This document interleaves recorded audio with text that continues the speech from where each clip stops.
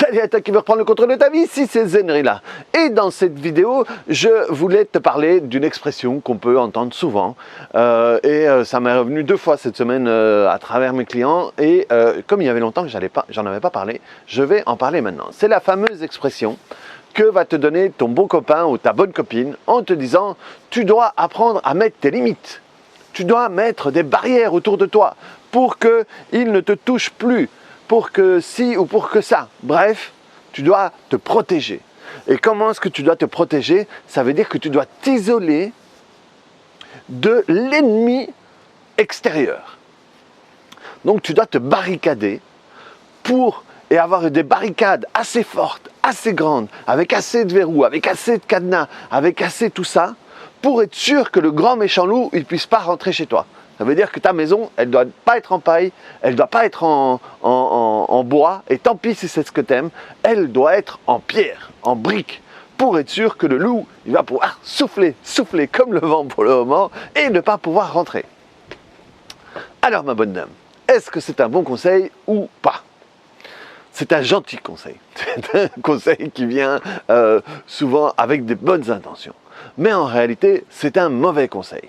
Et en réalité, c'est un conseil de merde, ma bonne dame. Alors, pourquoi? Je t'explique.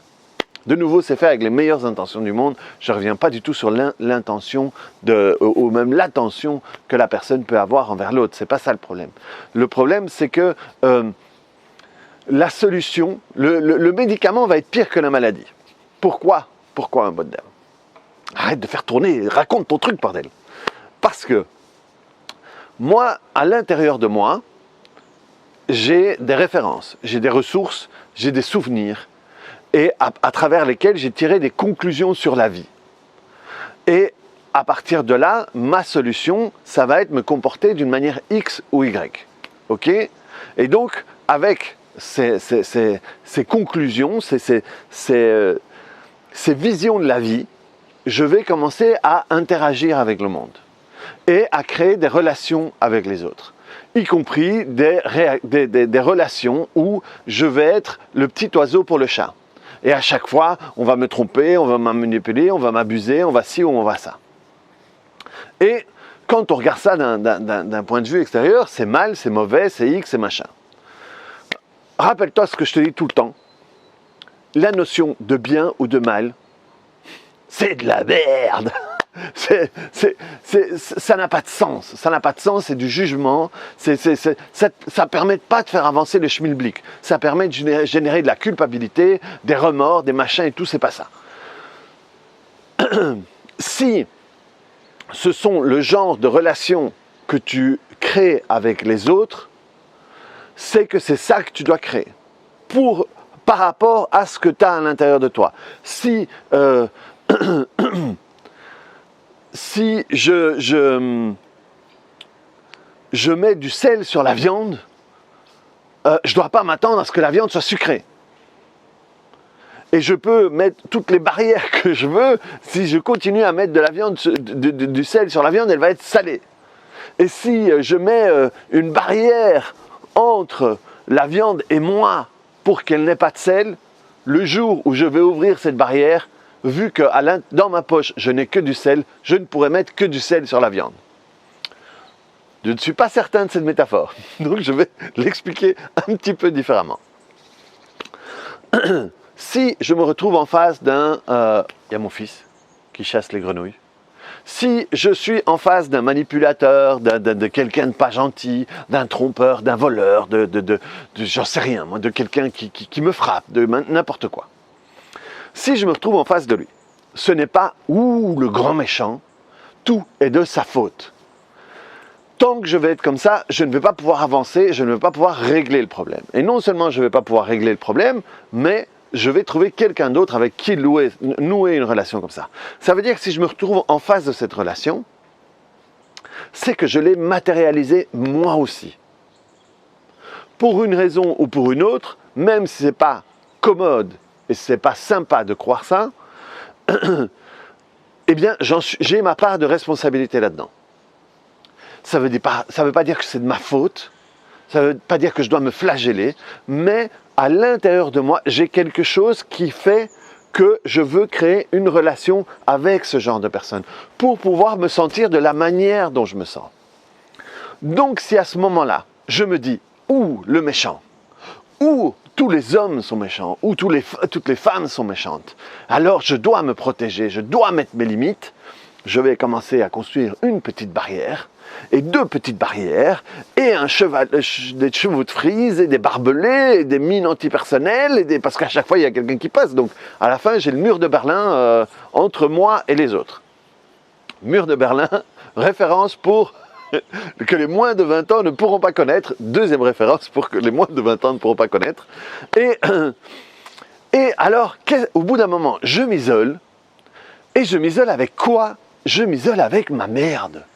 Je m'isole avec ce qui a fait que j'ai généré ça.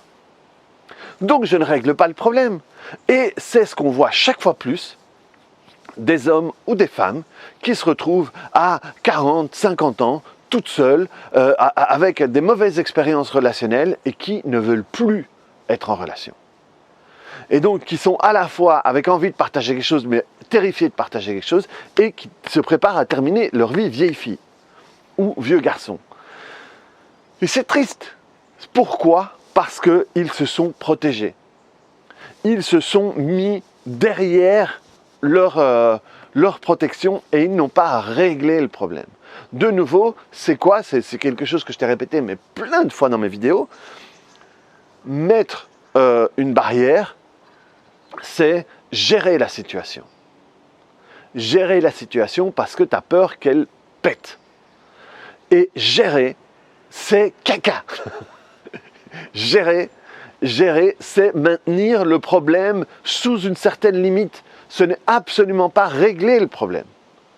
Si tu viens me voir, je ne vais jamais gérer quoi que ce soit. Je vais rentrer dedans et on va nettoyer tout ça.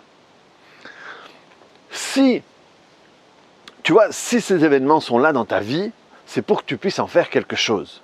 Si régulièrement, tu as des cycles et en fin de cycle, tu as cette sensation d'être abusé, d'être pas respecté, d'être, j'en sais rien moi, de ne pas être heureuse, de ne pas tenir en compte, de ne pas être écouté ou quoi que ce soit. Et si régulièrement dans ta vie, tu as des cycles où à ce moment-là tu le sens, et après tu recommences, et à ce moment-là tu le sens, eh bien quand tu le sens, en réalité, c'est là pour que tu en fasses quelque chose. Alors on dit, ouais, c'est là pour que tu apprennes. N'apprends pas quoi, règle. Voilà, le truc c'est pas simplement apprendre, parce qu'apprendre ce serait juste un plaisir intellectuel, quoi, comprendre pourquoi c'est là. Oh, oui. Comme disait Descartes, c'est dans ces moments-là. Non, merde, tu rentres dedans, et comment est-ce que j'ai fait pour créer ça? Avec qui j'ai les créé auparavant? On nettoie, et comme ça tu n'as plus besoin de générer tout ça. Si c'est là, c'est pour que tu en fasses quelque chose. C'est pour que tu le règles. C'est pour que tu puisses y aller, quoi. C'est pas pour te faire chier, c'est pas pour que tu souffres, c'est pas... En réalité, oui, c'est là pour que tu souffres, pour que ça te pousse à faire quelque chose. Donc, le dernier truc à faire, c'est t'isoler. C'est t'isoler et rester toi avec ta merde, et qui va continuer à mijoter, qui va continuer à machin, et qui va continuer à te faire croire qui va faire que ça va prendre encore plus de place dans ton système d'activation réticulée. Rappelle-toi, le petit truc ici qui détermine ce qui est important ou pas. Et du coup, tu vas commencer à le voir beaucoup plus. Tu vas le voir au cinéma, tu vas le voir chez ton voisin, tu vas le voir chez ci, tu vas le voir chez là. Et ça ne va pas te permettre d'avancer. Ça ne va pas te permettre d'évoluer, ça ne va pas te permettre de grandir. Donc, de nouveau, ne t'isole pas avec ça.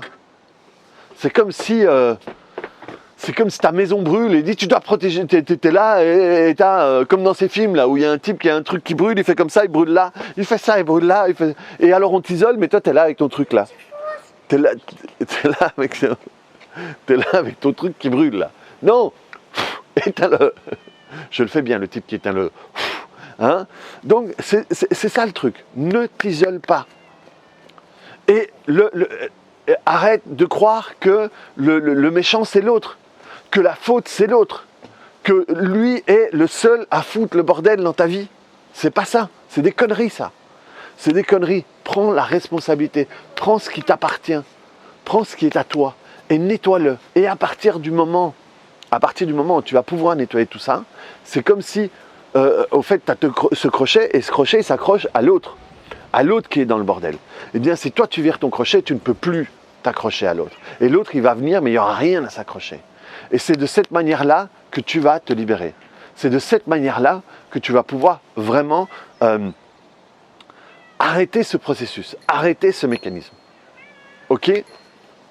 Je ne me fais pas plus long, ça te fera des vacances. Une vidéo de 10 minutes, c'est pas mal.